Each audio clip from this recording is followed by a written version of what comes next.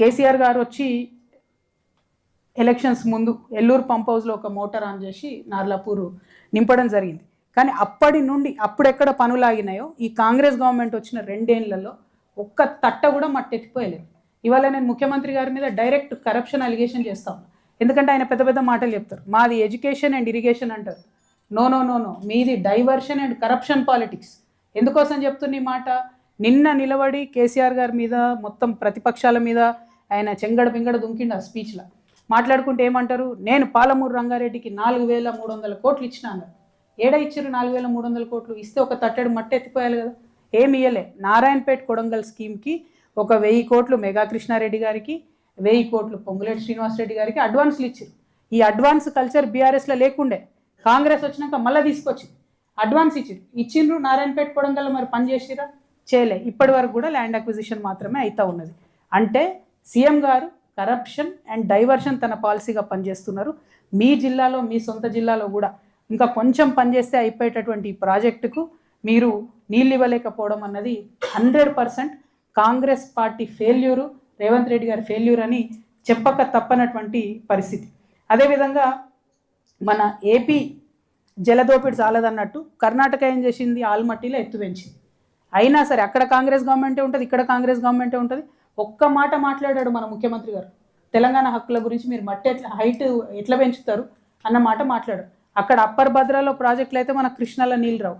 అందుకే అంటున్నా నేను పదే పదే, జూరాలనే మనకు సోర్సు, భద్రా మీద డిపెండ్ అయితే నీళ్ళు అనేది మహబూబ్నగర్కి వచ్చే పరిస్థితే లేదు. అందుకోసమే ఇంకొక మాట మీకు చెప్పాలి, అచ్చంపేట అసెంబ్లీ నియోజకవర్గం తీసుకుందాం సపరేట్. తీసుకుంటే అక్కడ ఏమవుతుంది అంటే ఎంత నీళ్లు రావాలి, ఎంత నీళ్ళు వచ్చినాయన్న విషయంలో కల్వకుర్తి ఎత్తిపోతలల్లో 66,235 ఎకరాలకు నీళ్ళు రావాలి. కానీ ఇప్పుడు అచ్చంపేటలో వస్తున్నది ఎంత, 45,000 ఎకరాలకు వస్తుంది. పాలమూరు రంగారెడ్డి కింద 2,000 ఎకరాలు రావాలి, అది అసలే వస్తలేదు. అదేవిధంగా డిండి ఎత్తిపోతల కింద అచ్చంపేటకి 14,000 ఎకరాలకు నీళ్ళు రావాలి, అది కూడా అసలే వస్తలేదు. అంటే తెలంగాణ రాకముందు ఏదైతే కల్వకుర్తిలో రానటువంటి ఒక 45 ఎకరాలకు 1000 ఎకరాలకు సాగు వస్తుంది తప్పితే మిగతా డిండి నుండి కానీ పాలమూరు నుండి కానీ అచ్చంపేటకి అయితే ఏం లాభం కాలేదనే విషయాన్ని స్పష్టం చేస్తూ ఉన్నాం. కొల్లాపూర్ అసెంబ్లీ నియోజకవర్గంలో ఏం జరుగుతుంది, కల్వకుర్తి ఎత్తిపోతల కింద రావాల్సిన 92,000 ఎకరాలకు నీళ్ళు వస్తున్నాయి. జూరాల ప్రాజెక్టు పాతదే, అది వస్తుంది. భీమా అడిషనల్గా ఒక 35,000 ఎకరాలు దానికి యాడ్ చేసుకోగలిగినాం. అదేవిధంగా కల్వకుర్తి నియోజకవర్గం అయితే మన పాలమూరు రంగారెడ్డిలో 96,399 ఎకరాలకు నీళ్ళు వస్తుంది అనుకుంటే అందులో కేవలం 10,000 అందులో ఏం వస్తలేదు. డిండి నుంచి రావాల్సిన 10,000 కూడా సాగులోకి వస్తలేదు. అంటే కల్వకుర్తికి కూడా ఇప్పటి వరకు కూడా ఏమి కృష్ణా నీళ్ళు రానటువంటి విషయాన్ని తెలియజేస్తూ ఉన్నాం. కల్వకుర్తి లిఫ్ట్ రిపేర్ అయినాక మాత్రం ఒక 40,000 ఎకరాలకు వస్తుంది, 70,000 బదులు 40,000 ఎకరాలకు వస్తుంది. ఇదే మన నాగర్ కర్నూలులో చూసుకుంటే పాలమూరు రంగారెడ్డి నుంచి 71,433 ఎకరాలకు నీళ్ళు రావాలి, అది మాత్రం ఇంతవరకు ఒక చుక్క కూడా నీళ్ళు వస్తలేదు. సో ఇట్లా ఒక్కొక్కటి చూసుకుంటూ పోతే రైల్వే రాలేదు, మంచినీళ్ళు సాగునీరు రాలేదు. అదేవిధంగా నాగర్ కర్నూలు పట్టణంలో మౌలిక వసతులకు సంబంధించి చూసుకుంటే చిన్న వాన పడితే చాలా రోడ్లన్నీ పాడవుతున్నాయని చెప్తా ఉన్నారు. నేనైతే చూడలేదు ఎప్పుడు నాగర్ కర్నూలు టౌన్లో. అట్లానే పట్టణంలో రింగ్ రోడ్ ఫినిష్ కాక ఏండ్లకేండ్లు పెండింగ్ ఉండడంతో చాలా ఇబ్బంది అవుతున్నదని చెప్పినారు. అట్లానే అమ్రాబాద్ అచ్చంపేట ప్రాంతాల్లో గిరిజన తాండాలు చెంచుగూడాలు ఇప్పటికి కూడా అభివృద్ధికి ఆమడ దూరంలోనే ఉన్నాయని చెప్పక తప్పదు. ఇక దుందుబి నది ఉన్నది, దాంట్లో ఇసుక దోపిడీ యథాతథంగా సాగుతుంది. బీఆర్ఎస్లో సాగింది, కాంగ్రెస్లోకి వచ్చినాకైతే ఇక మరీ భయంకరంగా ముఖ్యమంత్రి గారు ఫోటో వేసుకొని మరీ చేస్తున్నటువంటి పరిస్థితి ఉన్నది. ఈ ఇసుక మాఫియాని, ఇసుక దోపిడీని అరికట్టకపోతే బోర్లు ఎండిపోయే పరిస్థితి ఉంటుంది, వాగంతా కూడా డిస్టర్బ్ అయ్యే పరిస్థితి ఉంటుంది. దీని మీద అధికారులు దృష్టి పెట్టవలసిందిగా నేను కోరుతా ఉన్నాను. ఇవాళ తెలంగాణ జాగృతి జెండా ఎత్తి బయటకి బయలుదేరాల్సినటువంటి అవసరం ఏముంది అనేటటువంటి విషయంలో మీకు కొంత స్పష్టత నేను ఇవ్వదలుచుకున్నాను. ఒకటి, తెలంగాణ రాష్ట్రం వచ్చిన తర్వాత నేను బీఆర్ఎస్ పార్టీలో ఉన్నప్పుడు కూడా ఈ మాట చెప్పినందుకే నా మీద లొల్లి గట్టిగా అయింది. హైదరాబాద్ మహానగరం ఉంటే హైదరాబాద్ మహానగరంలో తలసరి ఆదాయం 10 లక్షలు ఉన్నది దాదాపుగా. ఇప్పుడు కొంత పెరిగింది, 20,000, 10 లక్షలు ఉన్నది. అదే హైదరాబాద్ పక్కన ఉన్నటువంటి వికారాబాద్, నాగర్ కర్నూలులో చూస్తే 128,000 తలసరి ఆదాయం ఉన్నది. అంటే హైదరాబాద్లో ఉన్న వాళ్ళకు 10 లక్షల ఇన్కము, ఇక్కడ ఉండేటటువంటి వాళ్ళకు 128,000 ఇన్కమ్ వస్తే తెలంగాణ వచ్చినాక అది మారాలి కదా, డిస్ట్రిబ్యూషన్ ఆఫ్ వెల్త్ జరగాలి కదా, ప్రతి ఒక్కరికి సమానమైనటువంటి అవకాశాలు రావాలి, సమానమైనటువంటి అభివృద్ధి జరగాలి. ఈ మాట నేను బీఆర్ఎస్ పార్టీలో ఉన్నప్పుడు కూడా చెప్పిన. బీఆర్ఎస్ పార్టీ నుండి నన్ను సస్పెండ్ చేసిన తర్వాత కూడా నేను అదే మాట చెప్తున్నా. అభివృద్ధి సరిసమానంగా జరగాలి, అవకాశాలు సరిసమానంగా రావాలి. అది మహిళలకా పురుషులకా అన్నది కాదు, అది బీసీలకా ఎస్సీలకా అన్నది కాదు, అది మైనారిటీలకా క్రిస్టియన్లకా అన్నది కాదు. ప్రతి ఒక్కరికి అవకాశం రావాలని చెప్పి డిమాండ్ చేస్తూ ఉన్నా. అందుకే సామాజిక తెలంగాణ సాధన కోసం తెలంగాణ జాగృతి కట్టుబడి ఉంది. దానికోసం పనిచేస్తామనేటటువంటి నినాదంతో మేము బయలుదేరడం జరిగింది. అంతకు ముందైనా ఎప్పుడు చూసినా తెలంగాణ జాగృతి సంస్థ పుట్టినప్పటి నుండి ఇప్పటి వరకు కూడా దాదాపు 80-85% మా సంస్థాగతమైనటువంటి బాధ్యతలన్నీ కూడా ఎస్సీ ఎస్టీ బీసీ మైనారిటీ మహిళలకే ఇవ్వడం జరుగుతుంది. ఫ్యూచర్లో కూడా మా ప్రాధాన్యతలు అట్లానే ఉంటాయి. సమాజంలో అందరూ బాగుండాలి, అందరం కలిసి ఉండాలనుకుంటాం. ముఖ్యంగా మేము జయశంకర్ గారు చెప్పినటువంటి ఫిలాసఫీతో పార్టీ సంస్థ పెట్టినటువంటి వాళ్ళం. जयशंकर साहब हमें हमेशा एक ही बात बताते थे कि हम जयशंकर साहब उस्मानिया यूनिवर्सिटी में काम करते थे. जब वो उस्मानिया यूनिवर्सिटी में काम करते थे, नीचे से ऊपर जाते जाते आधे बार नमस्ते करते थे, आधे बार सलाम करते हुए वो ऊपर जाते थे क्लासरूम में पहुंचने तक.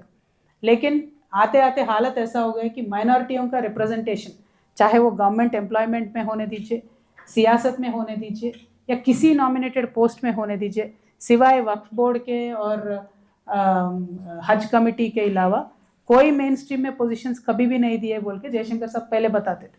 तेलंगाना आने के बाद थोड़ा बदला. केसीआर साहब बीआरएस पार्टी में थोड़े मौके दिए, डिप्टी सीएम तक भी दिए.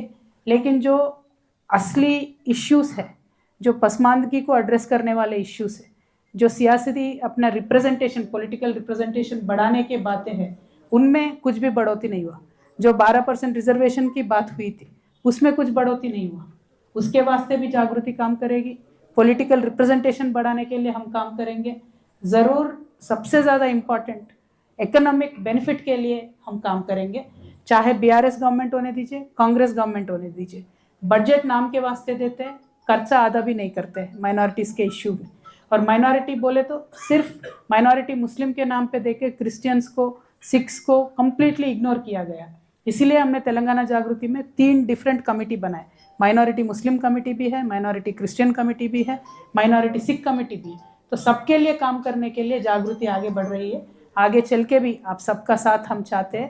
खासकर हमारे खवातीनों से मैं रिक्वेस्ट करना चाहती हूँ, जो आज कांग्रेस सरकार है, जितने भी वायदे वो हमारे साथ करे उन सब में वो पीछे रह गए. चाहे वो 2500 का वायदा होने दीजिए, 1 तोला सोने का देने का वायदा होने दीजिए, और ये फ़ी रीएम्बर्समेंट के जो अपने बच्चों के तालीम के वास्ते जो फ़ी रीएम्बर्समेंट है वो देने में, हर चीज़ में कांग्रेस हमें फेल कर चुकी है. तो आगे एक अच्छे ऑल्टरनेटिव, जो सबके साथ लेके चलने वाला ऑल्टरनेटिव चाहिए.